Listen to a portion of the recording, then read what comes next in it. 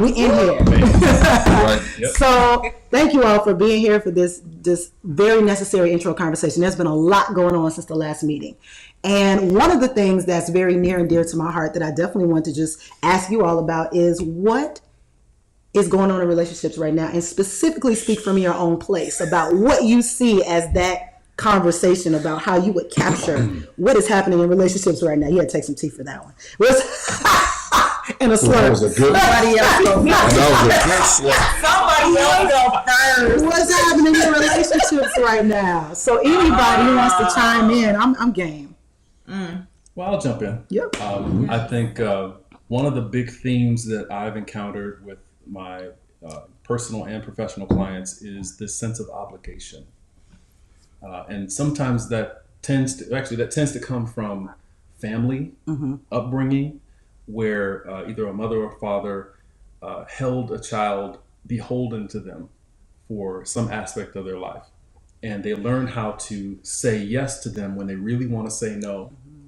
And they carry that into their professional life and their future personal relationships.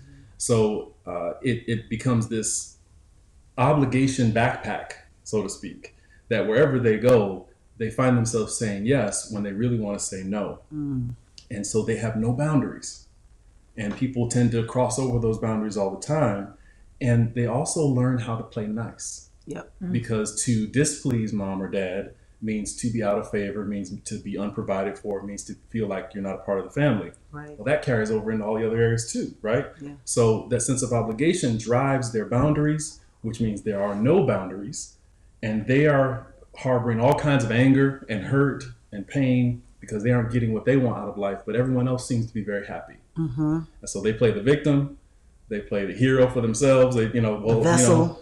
Say I'm a savior, because I help all these people. I'm a giver, right? But they're actually not a giver. They're obligated, and that seems to be something I see a lot in my work. Why are you in my business? I love that. I love that. I so love that because I would say where one of the things I've been working on is what I'm supposed to get out of a relationship. Because it becomes about, I'm supposed to give this, and you just described it. I was like, that right there. So, yeah, I'm supposed to do this, I'm supposed to do that, I'm supposed to do the other. But wait a minute, what am I supposed to get out of it? And being at the point in my life where I'm discovering this wonderful thing called no. Like, I can't do that. Magic. Yes. I can't see you then. No, I can't. Just no. It's just, and it feels just good. Just real grown. Yes. Just grown. Very grown. Yes. Just a grown. No. Even if it's that's it. No explanation. No justification. Crickets after the no. Let the crickets. No. Yeah. It's beautiful. Well, at least you're in that dating sphere. I feel like I've been kind of out of the dating waters.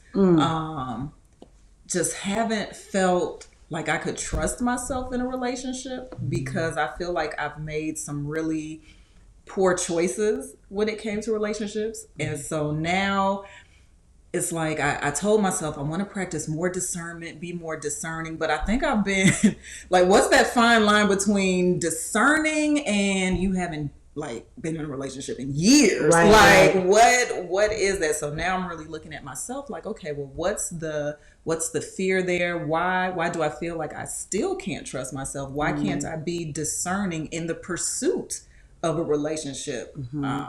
So yeah, I'm just in that space like, man, I think I would like to be in a relationship. I think I'm ready, but just haven't gotten there yet. Yeah, I can kind of co-sign on that too. I mean, I also have not been in, I hope I don't offend anybody, but I haven't been in what I would call a real relationship in years. That part. So for me, and the reason why in particular is that I feel like the last decade of my life, I've been healing from a particular relationship, right? And that particular relationship left me thinking, what did I do wrong? Like in the sense of, when you feel, or I felt that in some way I was too open or too kind or too nice or too giving. It was what I wanted to do. It's what I naturally do. But I don't think that I was directing it in an area where it was being respected, appreciated, and reciprocated. So what that meant for me was, okay, if I am going to be giving, I have to be more discerning. So in my discernment, what I've been, reviewing and thinking about has really just been, if it's not, and one of my friends said to me a long time ago, if it's not a hell yes, it's a no. So it's just been that period of, do I really, is it vibrating with me? Is it harmonizing with me? Does it feel like something that is resonant? Or am I trying to create it? Am I trying to project upon it? Am I trying to tell it, hey, look over here at me, pointing at me, or what am I doing? And so the easiest thing that I've noticed is just knowing what feelings I want to carry, what feelings I want to emit from my person. And that's not something I ever thought about before, but now it's like choosing what those feelings are that I want to embody. And so if I don't want to embody pain and hurt and struggle, then when I see it, I don't vibrate with it. And so what that means for me is when somebody, shows up and all they can do is talk about the past, especially considering my past. If all they can do is talk about their past, we're not in the same place. And their past is relevant and it's necessary and it's meaningful to look at and reflect upon, but it doesn't necessarily make for relationship material. So what I am understanding is that I can be friends with people, we can vibrate, but it doesn't always mean that those people are people I want to be with. And furthermore, what is the cause of the coming together? And that sounds very businessy, but I think it's important to look at. What is the cause of coming together? We collaborate well. What's going to stop us from continuing to collaborate? If we have great conversations, what's going to stop us from continuing to have great conversations? Right. But if there are other things, we don't have to be in a relationship to do that, right? Yeah. And so it becomes a meditation of, what is this about? With still enjoying it, still feeling the flow of it. But is there intention in the relationship? Right. Is there intention? Or are you just together? And because see, that's no man's land. That part right there. Yeah. Being just together is like a dinosaur to me. Because once you know how to connect, you can be with anybody. So then it does not narrow the field. Dating, does that impede the dating process? Do you feel like, well, I can't even date you if I don't feel, like we're going to have this deeper connection? You know what I mean? Like, can you just go out with somebody and be like, oh, he likes music, I like music, and we're just going to go out and listen to music as a date? Can totally do that as long as all parties are clear. Yes. Mm-hmm. The clarity is what can make or destroy that. I think if everybody's clear that, even if it's clear, we don't know. We're not sure what this is. We're just showing up. We continue showing up. And we enjoy when we occupy, space with each other. And absolutely. The risk is you enjoy it so much you start to make up a story about what it is. And that is not the way to go. No. And I think there are a lot of stories being made up. I see relationships all over the place, whether it's online, my personal friends looking through my past, just wherever I'm looking, I see all these relationship stories. And the one thing to me that they have in common is that they weren't really dynamic enough for the people who were involved, but everybody wanted to do it or be in a relationship or say, I'm in a relationship, so it just rolled. But it wasn't necessarily dynamic to begin with. And if it wasn't dynamic, why did you do it? What made you enter it? Or maybe they thought. Maybe. Look, speaking from maybe I thought. Right. I think we've inherited some rules. When you start talking about family, we've inherited some rules that may have worked for them, and there was this or not, right?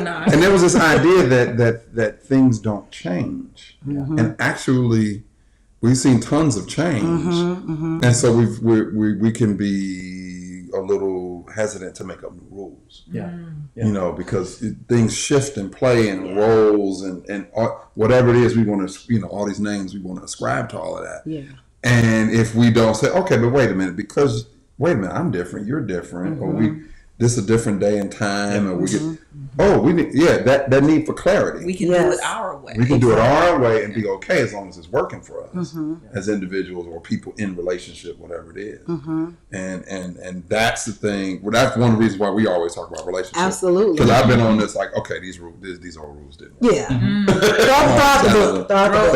it's sometimes I think it's we give up our responsibility when we just say, well, this is how my parents did it. Right. And it seemed to work for them because they've been together for 30, 40 years. We don't know what they did for 30, 40 years. We really don't know what they did. Right. So we have this mythology of relationships that we work off of. Yes. And my own philosophy is not original, but It's that, we're children until we're not. And when we're not children, we start making our own decisions about how we're going to be. Absolutely. Damn the rules that came before us. Right. Damn the torpedoes ahead of us. Right. How are we going to navigate our life going forward? And how is it going to fit me? Right. And those are rules that then become a part of our integrity. They become our value system. Yes. And we can live those out as we date instead of, well, my mom said that, if I don't, do a certain thing or look a certain way or look perfect all the time, I'm never going to find a man. Mm-hmm. Well, if that's the criteria, right.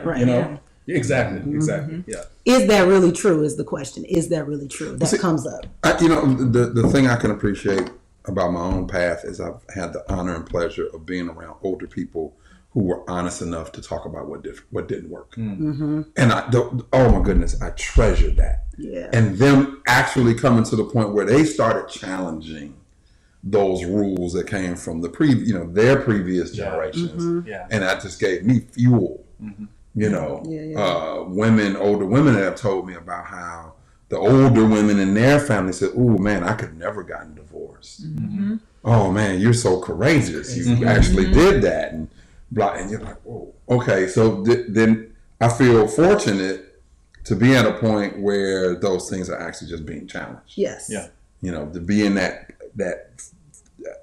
feeling of agency of I can make up my own rules. Yeah. Ooh, this is cool. Yeah. And to me, that's kind of what the dating scene looks like. It looks like a whole bunch of people making up their own rules. Like, so there's no limitation. If you're dating, it's very easy to know that there's somebody out there that feels just how you feel about what you feel, but in what ratio, right? I think people are overall more spiritual than we've seen them in a very long time. I think people are branching out of their religious basis to find out truth. And I think that affects relationships drastically, because if your religion is what kept you in a marriage because of what you say when you get married, and then you escape from that religion, then that's definitely going to change whether you think you are not stuck. It can definitely change what you feel about what your role is, or what it is you're supposed to do. It doesn't matter what you said then, it doesn't seem anymore. It matters what you feel now, and that's what people are moving and working from. So I think the religious base or the spiritual base is definitely a changing landscape.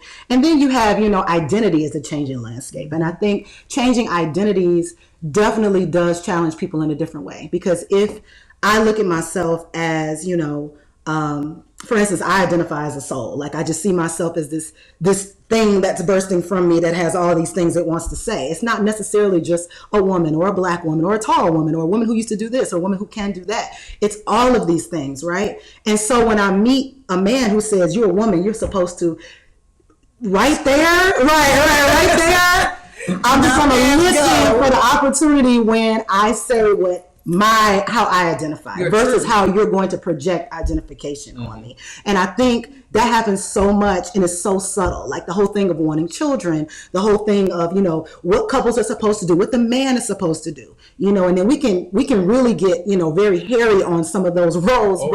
I think that overall, opening up freedom in yourself and the level to which you have resolved what has happened is what shows up when you meet another person.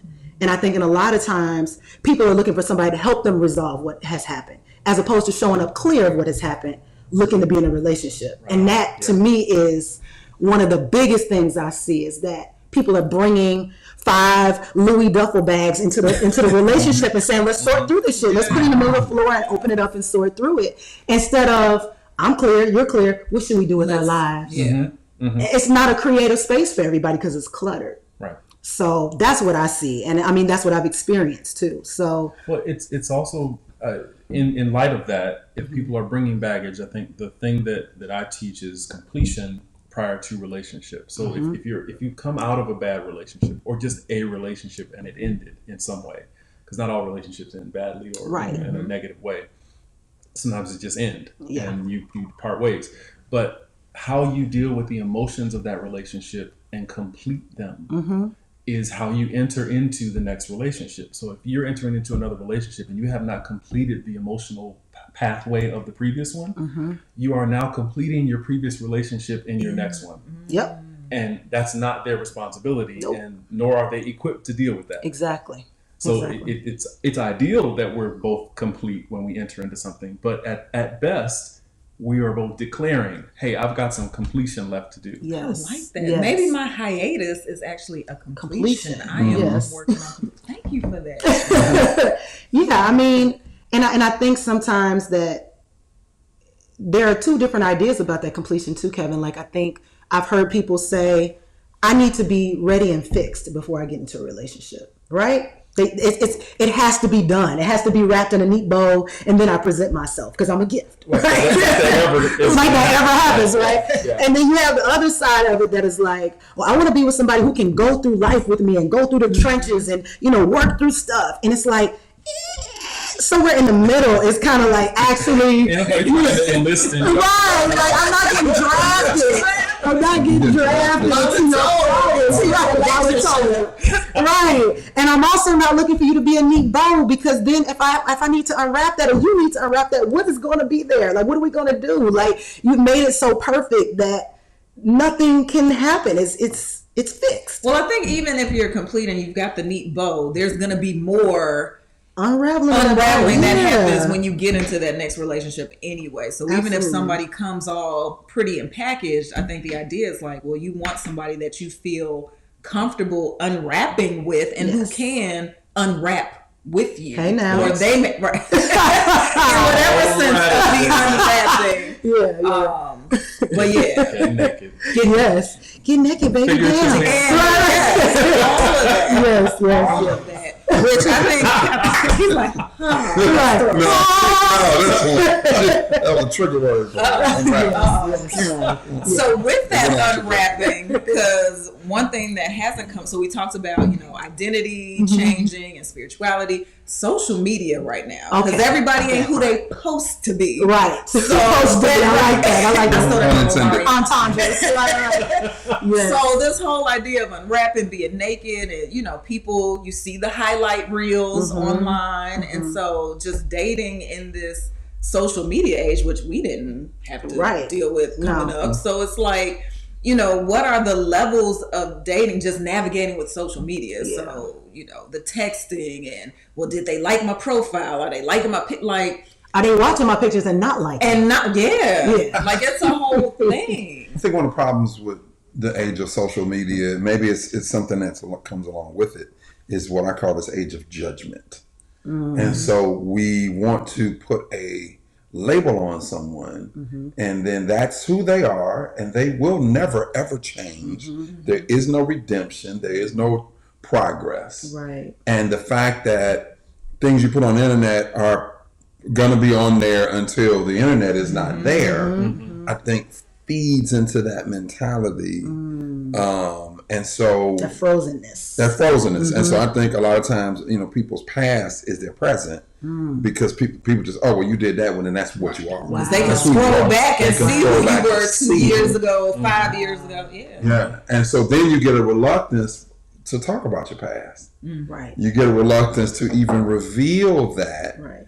You know, and you're judged by it. Because you're getting judged by it, even if you're probably not on social media. Yeah. You know, even face to face with someone, and you know, how do you say this, or, you know, as we move toward real intimacy, right? And real disclosure and some vulnerability, then there's still that guardedness of, I can't tell her that because she's going to think that. Or people don't know how to interact, like in real life. Like, we know how to interact online and, you know, these sound bites, but it's like, well, what happened to real dating and pick up the phone and call me? Like, I don't think people really know how to interact anymore. Well, let's talk about that. I think interactivity, you know, and you know, as we've said, connection, those are big aspects of whether a relationship can be successful outside of who you deem yourself to be. So why don't we just like kind of get into each of our own personal story about how we felt in a relationship where we weren't allowed to be who we really are. So like off the screen, when have you been in a scenario where all of you couldn't show up, and what was stopping that from being the case? Oh boy. Interesting. Yeah, you asked dissertation questions. It's a conversation. That's good. Not just, it's more like which one? Okay, to that. Which relationship? Pick the prime one that took the longest to, what did we say? You said the process of Completion. The longest, the one that took the longest to get to completion on. I think.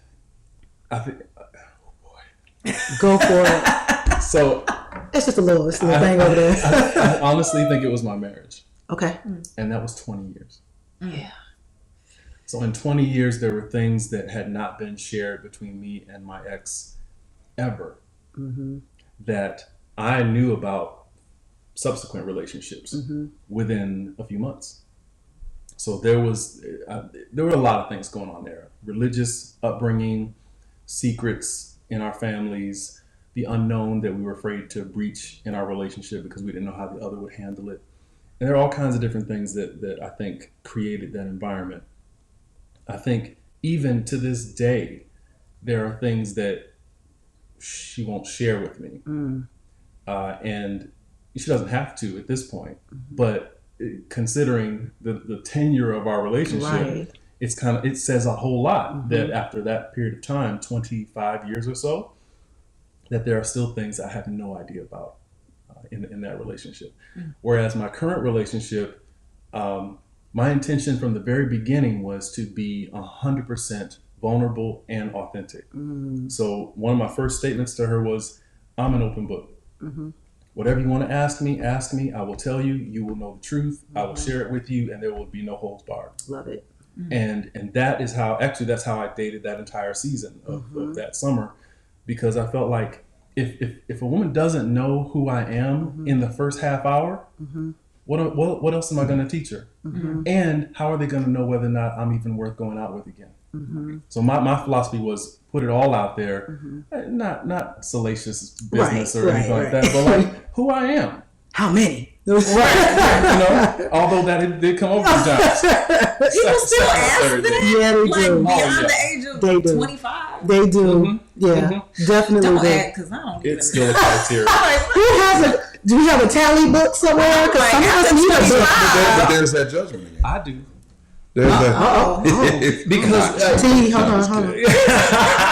T, sit moment. He was like, as a matter of fact, it's tucked away. I think it was because I did get asked that question, and I wanted to be as factual as I could. Wow. And actually, it was funny because over the course of a few days, I was like, oh, that was like 2 more. Right. That's what you were calling.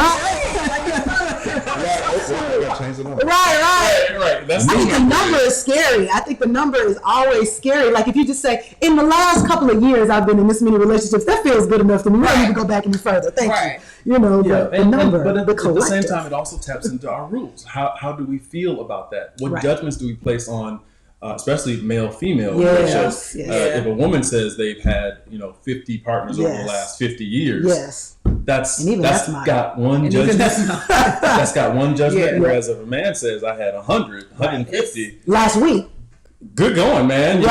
It's like, wow, you're a stud. But there's whole different connotations to that. So sharing it is also an opportunity to bring up what those rules are. And to me, the first conversations in any dating conversation need to be about what are the rules.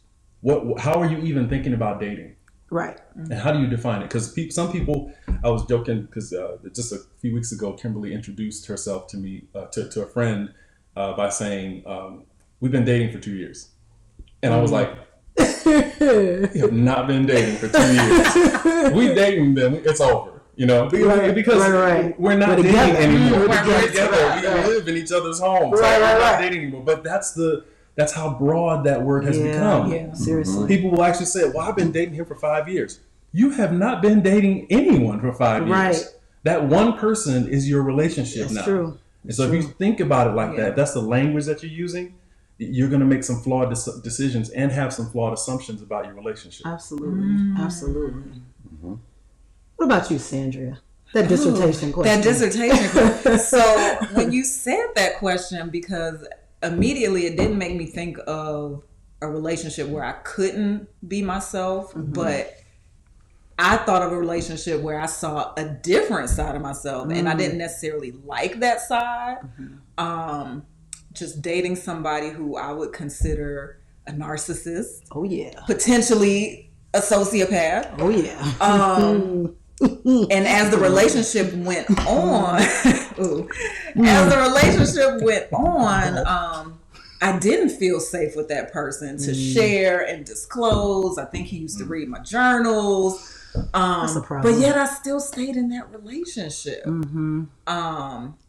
So then I have to turn and, look at me, which, I mean, that process of, I guess, going through completion and just trying to process everything afterwards is like, why did I stay? Why was I so hell bent on, getting this person to see me as, I'm Sandria, I really do care about you. I'm a good person, blah, blah, blah, blah. It's like, why did I stay? So yeah, I didn't feel totally safe, but at the same time, it was like I saw these other parts of myself, like the parts of me that would allow myself to even go through that. So I'm kind of thankful for that relationship because I needed to see that and see that, this is kind of a pattern, because he wasn't the first person. He was the first person to that degree, right, that level, but definitely similar experiences even as far back as high school. So just looking at, okay, this is kind of a pattern. Why am I attracted to people like that? Why are they attracted to me? And I just needed to see that. Yeah. That's we're gonna get back to that. Yeah, that's a lot to unpack. Yeah, and it's happening. I mean, there are groups around this topic of narcissism and what happens when you find yourself dating a sociopath, and people not knowing what those signs are, or not really knowing if they're with one or if they are one, right? Like they hear about it, they see definitions, they Google, but it's like the real kind of nuances that happen in a relationship that have something's not quite right here. And it's not just because we're different or we come from different backgrounds or that we're both people doing different things. There's a chemical imbalance in this relationship, and it's originating from somewhere. So we're gonna unpack that some more. But yeah, Sean, go for it. What is your dissertation answer? Mine would be similar to Kevin's. It was my marriage. I didn't feel emotionally safe, and it was because I don't believe we were friends. Oof. I was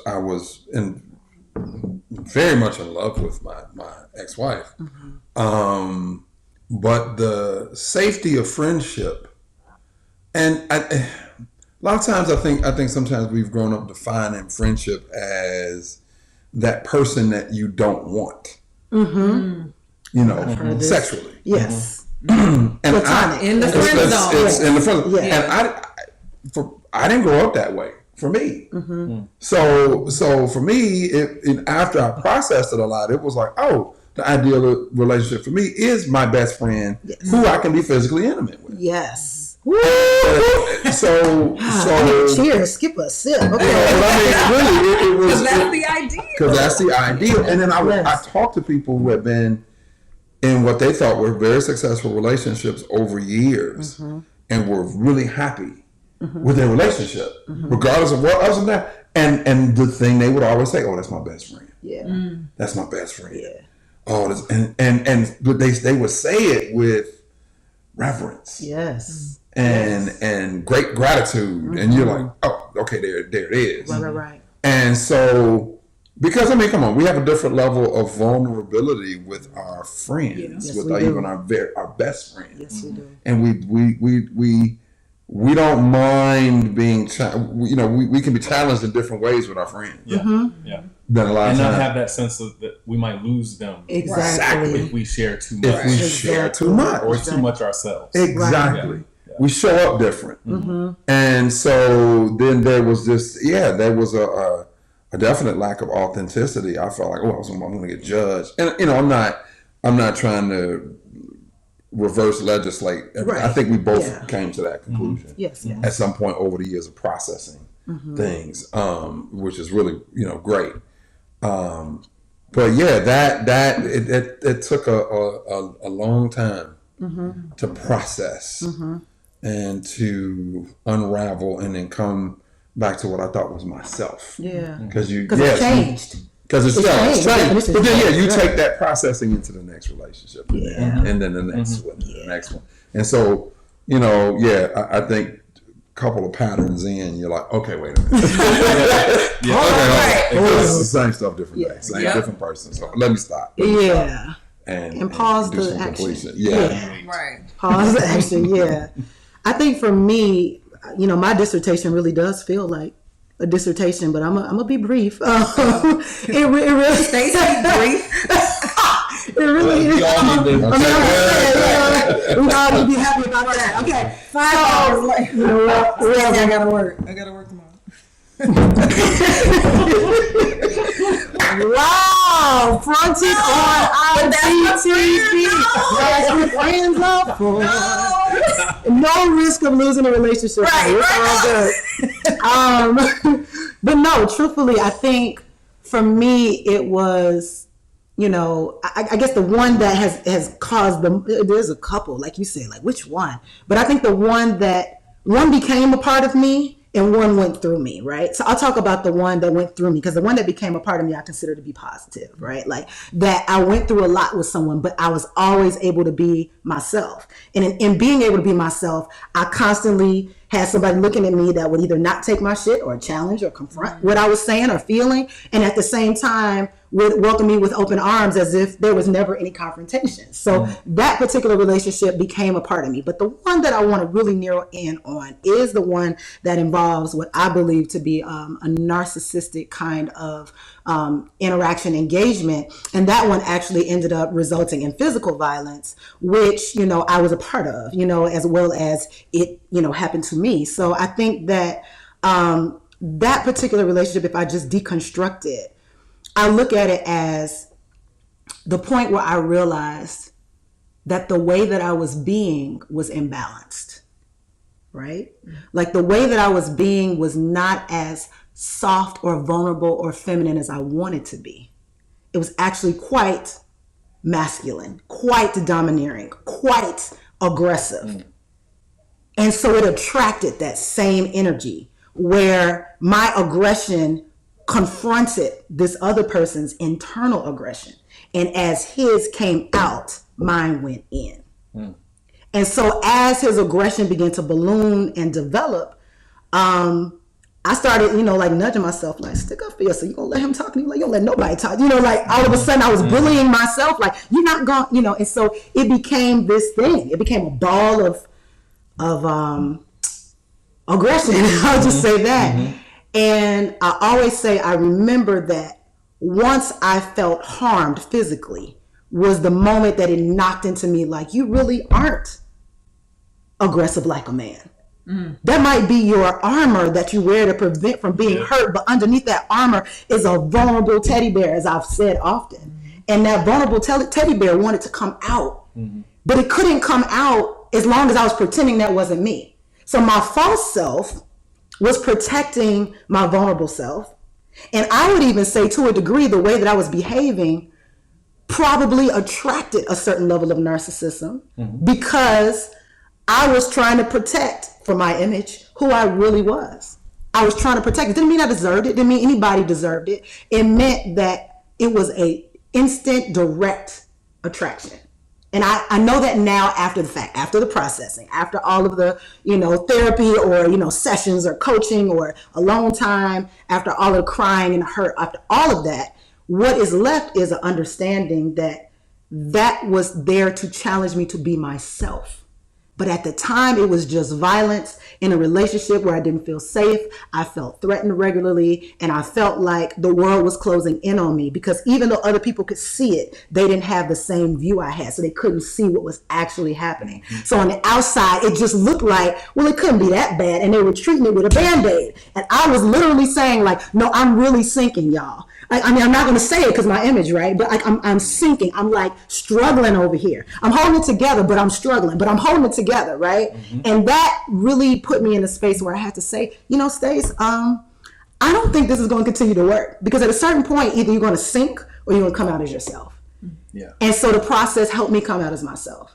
And that's a very, very optimistic understanding of what was happening. But at the core of it was somebody who was doing that to me.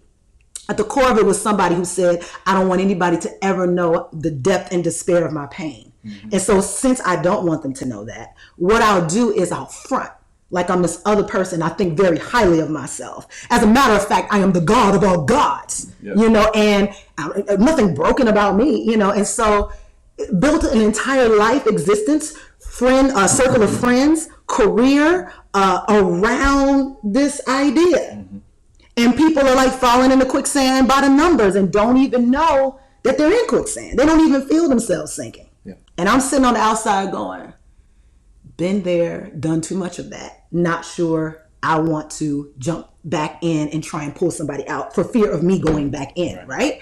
So I think that particular relationship was the one, has been the one, is the one that really challenged what I thought of myself. Because who was the person that was in that relationship? This is what I asked myself. Who was the person that was dealing with this crap? And then who is the person that was lost in dealing with this crap? And then who is the person that needs to emerge after dealing with this crap, right? So it's like all three of those selves had a voice and they were all stifled simultaneously. Yeah, it's the phrase "the best defense is a good offense" comes to mind because it's like we don't want to reveal. Like I experienced this in my engagement prior to meeting my current partner, and I was going through this experience of just reuniting with my birth family. I come from this international coaching program where I'd been overseas in the Netherlands for like 3 weeks. I was riding a big, huge highway of all kinds of good stuff, And I met her, and all of a sudden, all of that good moved into that relationship. That good was my offense because I was actually dealing with a lot of pain because I was just realizing I'll never meet my birth mom. I'll never know who my birth father is. And so I was riding that high, trying to avoid that pain. I get into a relationship, I'm riding that high into that relationship, and I'm missing all kinds of cues, all kinds of data that I could have said, this is probably not the best direction for me to go. But 3 months later, I was engaged. Yeah, man.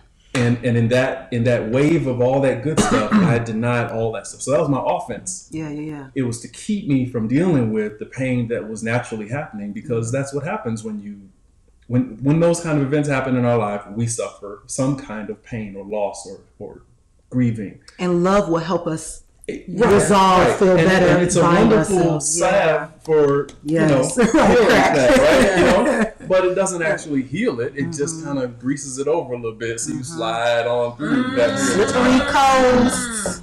That reminds me of the relationship I was talking about, because I was coming out of like a depression and had just gotten a new job. Like things were on the upswing when I met this person. Yeah. So I'm wondering if I transfer some of that, oh man, life is coming together now. Things are kind of good. And then this person came through, very charismatic, charming. Yes. And it's like, I want to be in that space because everything's going good. So this relationship, this is part of the good stuff. But it's like that was that window for something to come in that just was not ideal.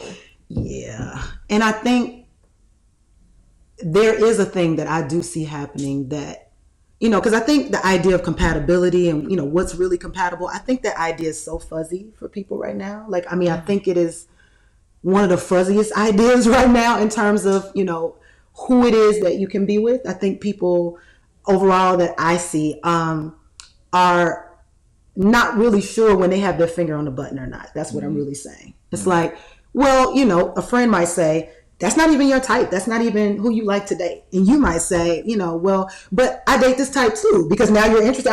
We talk, we have great conversation. He's a good guy, blah, blah, blah, blah. But your friend is looking at you and saying like, somebody who's been around longer is saying, I don't really think y'all match, and so the idea of a match has been dissolved a little bit. It's been that you don't really want a match because you already are who you are. You don't need somebody to be just like you. You want opposite, or you want some balance. You want somebody who's going to support you. I don't want a yes man. I don't want to be with someone who's just going to hold me up to be a trophy. I want an equal, and so this idea of equal comes up, and it's like, but what is that?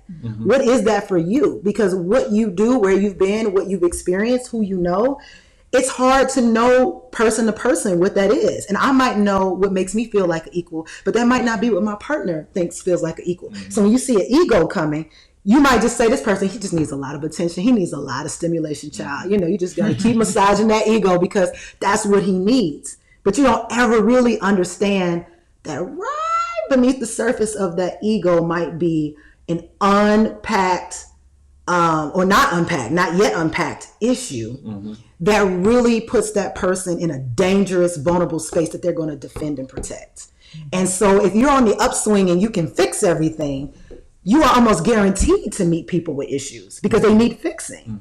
And your vibration is, I can fix it, I can fix it, I can fix it. So then when this person shows up, they feel safe with you, but do you feel safe with them? Right. They may feel safe that you'll go out of your way and do everything for them because that's love. And they might even say it back to you like, you love me like nobody else ever has. But the truth of the matter is, I'm a fool like nobody else has ever been.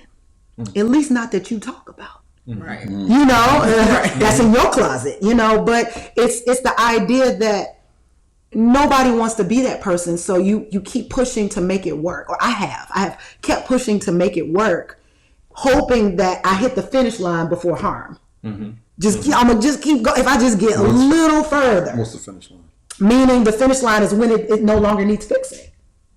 Ideas. I'm not saying this is reality. It's a moving target. Okay, this is not reality. Non-existent. Absolutely. Recovering from something. But I think a people pleaser and a fixer and a nurturer and a caretaker all have that in them somewhere. Like that idea that if we can just get this person to recovery, everything will be all right. And they'll be able to sail smoothly after that.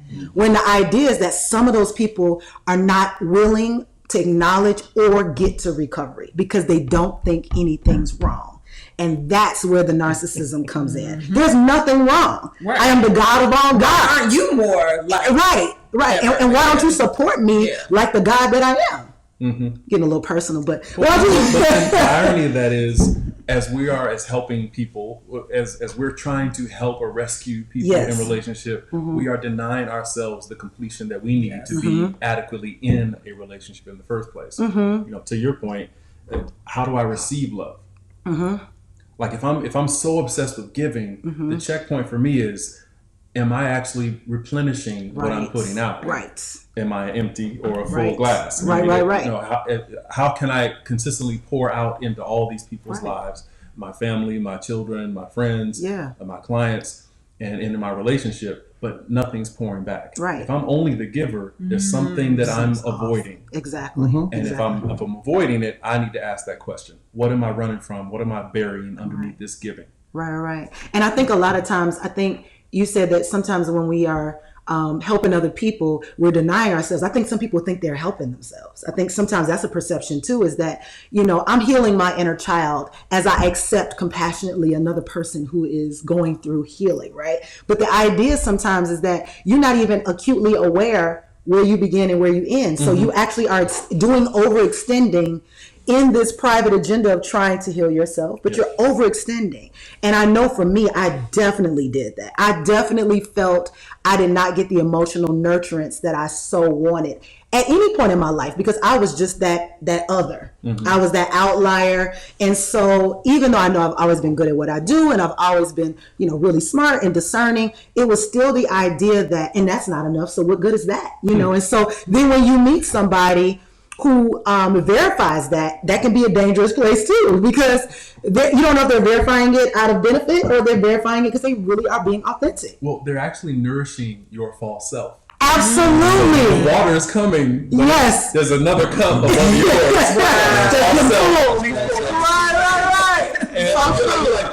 Right. Where's my drink at? Like this tastes like backwash, And that's when you talked about, then there's no boundaries and then that's what happens. And it usually comes back to you are saying yes to something that is that false self, based upon saying no to something that is the true self that you don't think you're worthy of. Right. Correct. And that's usually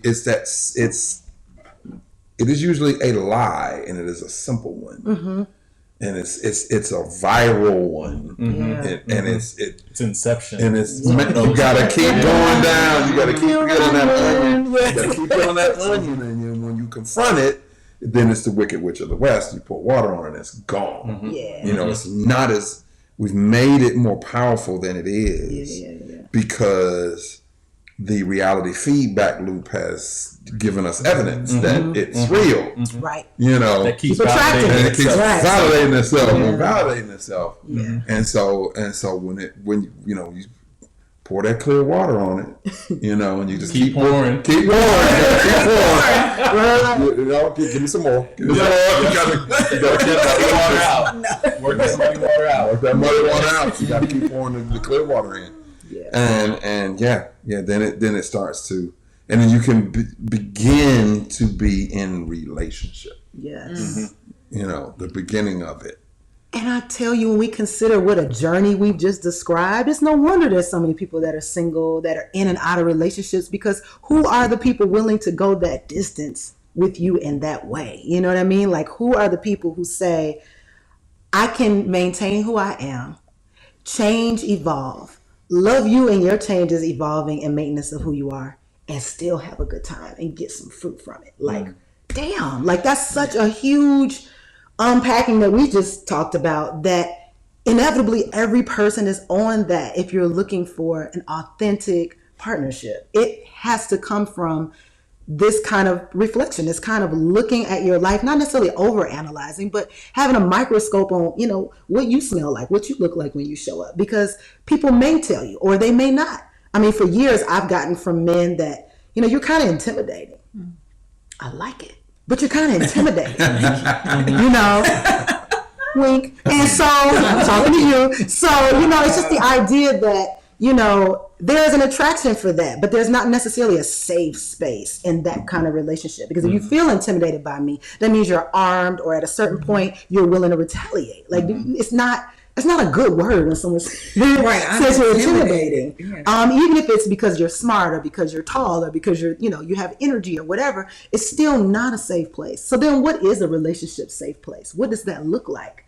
Like, what is the I always say, what is the soft place to land that feels and speaks to all of the aspects of self that want to be nurtured and loved and all of those things? Because if we're single, or if we've been divorced, or if we're co-parenting, or any of these things that all of us at this table are or have been, and on some level, what is the place that we envision that we're looking for? Because obviously there's something we know as a benchmark or a compass for where we're headed. And so can we put words to that and allow that to be verbalized so that people can feel it? Do you think we can? Or if you can, go for it. I think there's a formula. I can't remember the guy's name. It's from a company called The Trusted Advisor. And it's called the trust equation. And it's hard to do it without a visual, but imagine a dividing formula. X equals credibility plus reliability plus intimacy over self-orientation. So credibility, you've got experience, you've got life behind you that says you've gotten some wisdom, you've gotten some insight, you kind of know a little bit, you know the ropes. Reliability, you show up. You show that you can be a responsible adult. You show that you can follow through on your promises, your commitments. Intimacy is more transparency. Are you willing to disclose some things about who you are? Are you more secretive? Are you withholding in your initial engagement or encounters? But the bigger thing is what's on the lower, the numerator. And that is, how much are you focused on who you are versus who you can be in relationship? So if the conversation over a date is all about me, that's a very high self-orientation. Which, if you have a number up here and you divide it by a 5, that number is going to be lower. You got 15 up here and divided by 5, that number is going to be really low. It's going to be like 3. Right. But if you have a 5s across there, you got 15, and you got a 1, you got a very low self-orientation, your score is going to be 15. So you got a huge advantage if you show up really great across that top, but you have a very low self-orientation, meaning it's more about me and you than it is about me. And there is a spectrum there, right? You could be so selfless that you're a martyr, Right. or you could be so selfish that you're 45. Full of yourself, right? Sociopathic. Right. And so it's not a point of being as low as you possibly can. It's how much can you orient towards the person across the table from you. And so the sooner I can experience that, the more I feel like I can show up as well. Yes. So, but I like to take that responsibility upon myself. I don't look for someone else to show me trustworthiness. Right. I look to display trustworthiness up front. Because if I can do that, then that invites them to be the same and meet me there. Right. But if I come showing up with that representative and some defense or some offense that is covering up my defense, what do you think is going to show up on the other side of that table? Yeah, man. You know, it's how we invite. How are we hosting that date conversation? Yeah. And the funny thing is that's what you said is actually like, you know, what is identified as the dividing line between a person that has, you know, a healthy ego or a healthy level of self versus a person who's a narcissist. It's that idea that self is important, but it doesn't stand alone without the interdependence in relationship with others. Right. So if a person in a relationship says self is all that matters, what is the relationship? Man. If a person in a relationship says self matters, and I do plan to maintain and master and, you know, discipline myself, but I want to open up space to do that with others, to engage with another person who may be, you know, credited along that same line. It opens up growth possibility versus you can sit here and be with me if you want, but I'm going to be me all day, and that's all I'm going to do. You know, there's a funk to that. That's like, it ain't really got nothing to do with you. Right. And if you're both narcissists, oh my gosh, you know, that could be really dangerous, right? But it's the idea that you have to have others as a part of your equation. Otherwise, just be by yourself. You know, just go on the island and be the narcissist, right? You don't need others, then don't need others. But then they really do. But they do it. So when you see a narcissist that needs somebody, that is an interesting display. Wrote a song about it, like the hit here. It's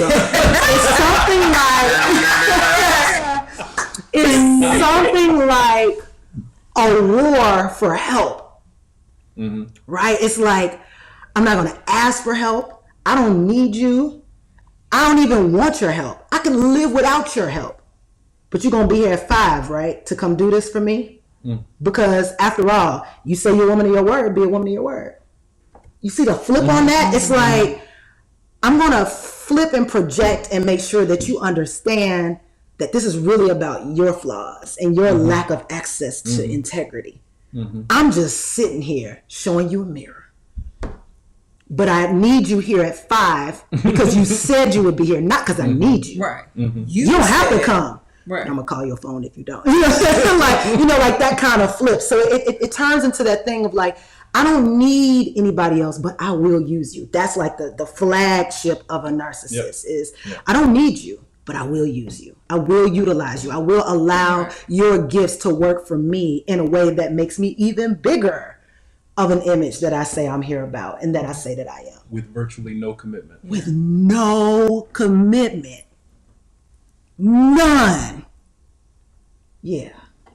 They need someone to exert power over. So they don't need you because they can be the island, stand on their own, but they do need you. Because you're the host. Who else will they exert power over? Because some part of them probably feels really powerless, but they need a captive audience, literally captive. A captive, yes. So, you are the host and they are the leech, but it is an invisible or silent conversation that's the exchange, that's the reciprocity.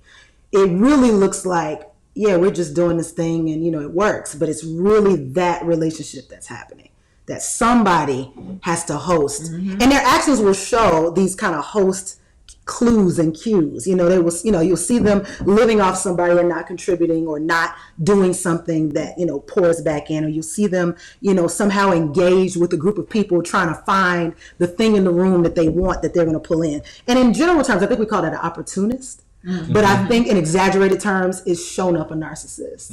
And it shows up just by, they don't ever consider what would happen from their actions and how it dominoes to other people. And I'm just saying that because I know on a certain level there are people that want to know, like, they see the signs written, but what do they look like in actual relationship? Like, how do they show up? And then, and this is just from my experience. I can't say that this will be this way for everyone, but these are like classic signs, that narcissists or people with narcissist personality disorder, as they call it, have. But really, we're just talking about the false self, which births the narcissist. The false self is what there is to protect We've called it representative. We've called it many things, but it's what there is to protect so that you get to stay in your image that you've created for yourself and not be real. I think what the line of conversation took me a number of places. And one is that there are a lot of things we get in trouble with because we speak English. And that's one, that's The one thing Shaunism right that's there. one thing I say all the time. Because this language is very grounded in physical duality. And there is such a thing as true selflessness that has a different sense of quote unquote boundaries, where there is a point at which you are one with all, right? Okay. And that that through loving yourself, you're loving others. Through loving others, you're loving yourself. You can give to others, knowing that you're receiving.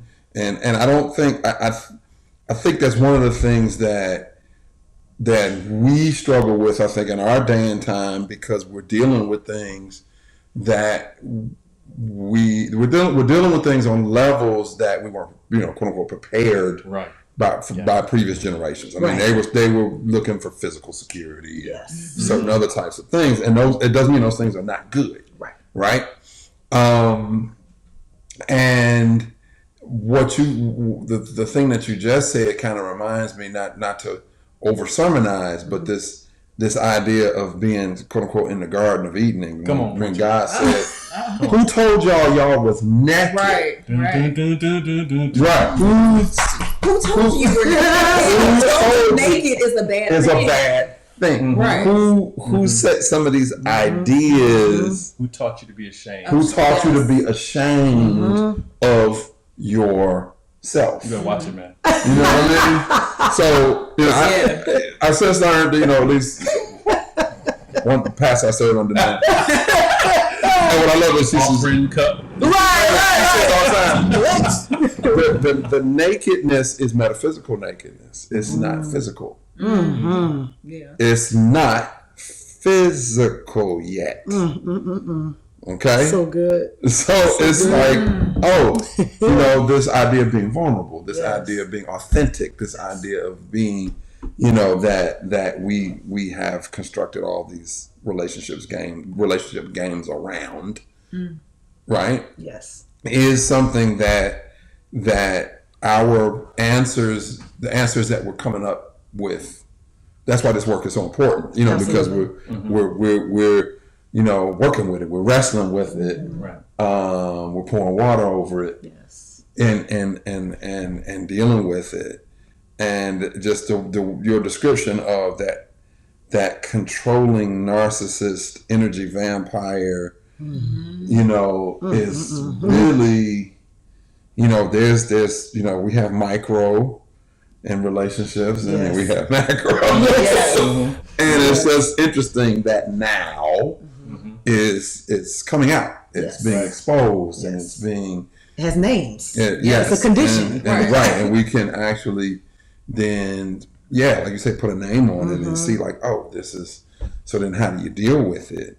And that's what the English language is good for, putting a name on something. It's good to put a name on. Not necessarily but it might not necessarily describe the reality very well. Right. It has names for certain things, and other things, then you got to start hyphenating it. Because it doesn't have a name for that. It doesn't have that experience. It's not finite in that way.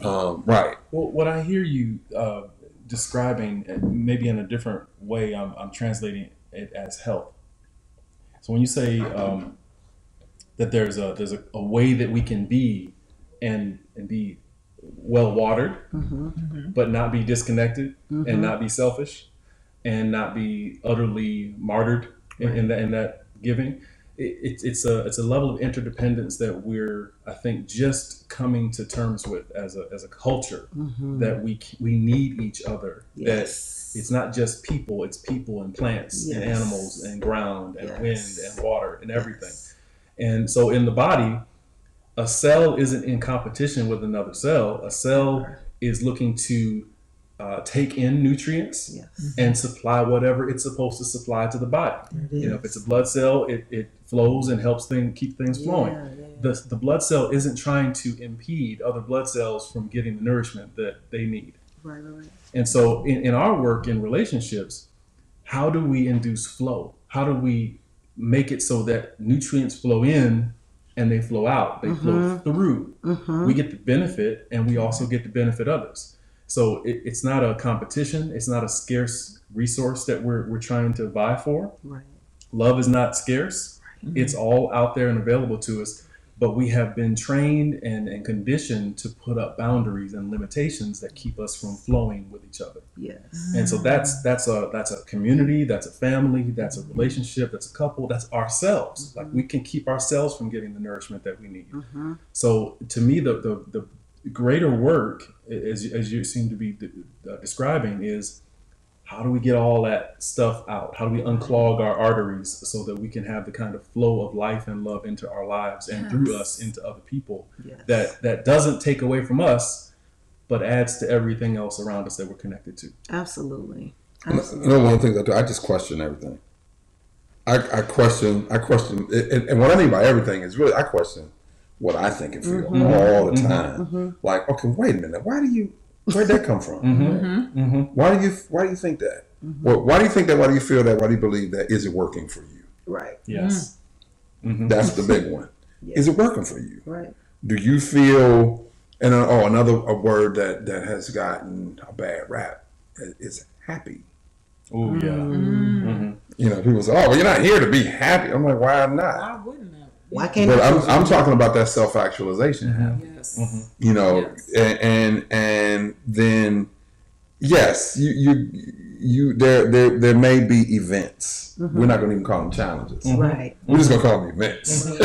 And we'll make up whatever we want to make up around those events and make up this reality map around it. But what is that? And is that moving you toward the question, at least I ask, okay, does that move you toward this happiness? You know, and yeah, sometimes what will move you toward happiness is the challenging of your own internal fears. Yeah, man. And to be able to show up authentically and be safe. And whatever's happening on the outside maybe doesn't, well, I won't say maybe, it doesn't matter.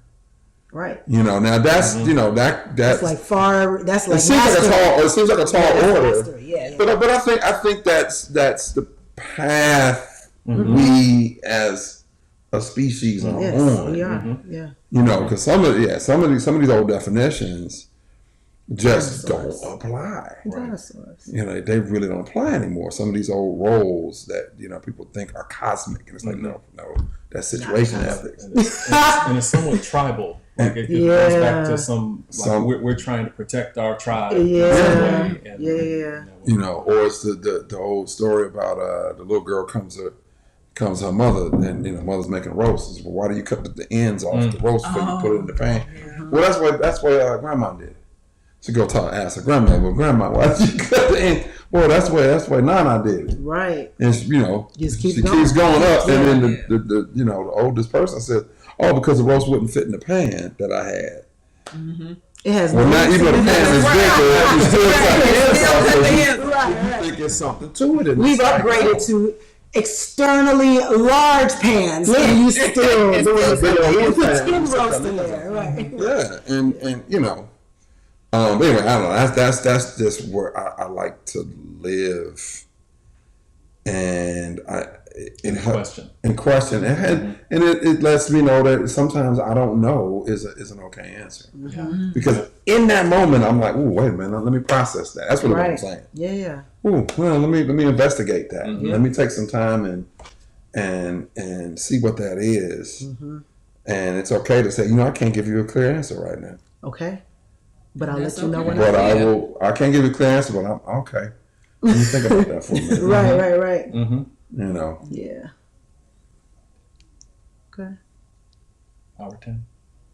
Wow. Wait, yeah. what? Yeah, I knew. I looked at it twice. We were in a I was like, We were in okay. a wonderful I'm starting to get hot. That's why I was like, you would be sitting here for a minute. We were in a wonderful. The last time I checked, it was like 52 minutes. I was like, Yeah, I looked 20 at it minutes just went recently. by. Yeah. Just like that was a Wow. great, wonderful. Yeah. Yeah. Well, that's what happens. I think what would be important to do actually is to leave with a question. Like, what's a question that we would want people to consider in their coming from each of our own spaces? Like, what question would we want people to consider in their relationships to determine if it's really them that's in it, or is it the false self that's in it? I like your question or comment that you brought up, just like, who taught you to be ashamed or to hide yourself? So your true self, your real, like, where did you learn that from? Because this has, become who you are, which is who you're bringing into relationships or into your place of employment, into your friendships. Like,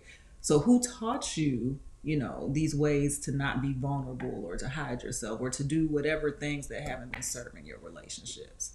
Like, how do you get to the root of that? And can we forgive them? Because there's certain things that I've worked at. Like, okay, I gotta forgive that. Yeah. Because if I don't, I'm on the hamster wheel again. It's just it's gonna look different, but it ain't different. I'm rolling on it. And layer on top of the forgiveness, what am I replacing that with? Exactly. Because it's all programming. It's all code, if you will. Yes. So what code did our family give us around dating and relationships and shame and vulnerability? It's a whole nother hour. How many secrets? We have family that's based on secrets. Yes. Right? And that's in the Black community, it's rampant. It is. Yes. It is. And so once we get past that and forgive all of that, what do we put there? What do you give Right. for the code? You We got got to to give swap out that something. code with Gotta something swap it new out. that's going to serve us. Yeah. Yeah. And I even like to add the word create with that. Like, it may not already exist. You may be building it as you go, which, a lot of people think is being imaginative or, not really real, but that you may be building it as you go. I mean, if I could write a clear letter or dissertation to any of my exes, I would say that there are aspects that each of them introduced me to that are still in my person, that are part of this like kind of creatrix that is like what I look for. And in doing in a relationship now, it's the idea that I am the sum total of who I have been, what I have experienced, and then I'm also something else that I have not yet experienced, like both of those. So it's good to, look at your past and, comb through and see what happened, see the patterns, find the places in which you stumbled, find the places you failed, and the places where you were heralded and, you had cheerleaders, but then also find the place that says, but I haven't really gotten to this yet, and I'm here for the living. So if I want to, and this is the place where I want to live, then what is stopping me from opening up that place? And I think a lot of times it's a secret to yourself until you meet somebody who stimulates it, unless you really do the work to open it up. And for me, I know that place is a place where I don't have to be, and I kid one of my friends about this, but I'll say it for myself. I don't have to be a teddy bear with a sword. I could just be the teddy bear. You could just be the teddy bear. Like, I don't want to have to carry the sword and wield the sword and let people know I got this sword over here. Like, I want to be able to just be who I am. And I believe that I've started stepping into that space. And I do have a sword. I think I have a machete. I think it's okay. It's a machete. I think it's okay for a teddy bear to have a sword, but what I'm saying is that you wouldn't expect a teddy bear to have. You know how like you have weapons like in the closet? Yeah. In case that one time, but that part. Like that teddy bear would just be walking around. Yeah, I don't want to be walking around talking about I'm a teddy bear. Right. But I will cut you. I'm gonna cut you. I'm gonna cut you. See how cuddly I am? Sharpened my machete before I came by. Like you just don't want to be in that space. I think I've never met anybody who doesn't want to be loved, who doesn't want to experience the quality of waking up feeling not only loved, but feeling that you can love or that you're lovable. I think that is something that I know there are periods in my life where I can clearly say I didn't feel lovable. And it originated from many different things. The way, what I was doing in my life at the time, where I tied my sense of self-worth to, all of those things. But it was just at that point, I wouldn't necessarily trust if somebody loved me. Because I'd be like, there's no way. Unless you got x-ray vision, there's no way. Because I know the muck I'm moving through. Which is very different than, I know who I am, it's integrated. It's how I show up. And I know I'm lovable as hell. Because I am love. Not I'm looking for it. Not I'm hoping it shows up to shower me. I am it. I'm originating from that place. And so that, I think that's a very different thing. But I do know people, and I know, from my experience, that feeling lovable can definitely impact who shows up. And I think that a person willing to help, a good Samaritan, a martyr, are all magnets for narcissists. And to that, I think there's a value in anyone listening realizing that even though we've been taught for years that you grow up, your brain develops, and you kind of get locked into your personality or locked in a certain way of being.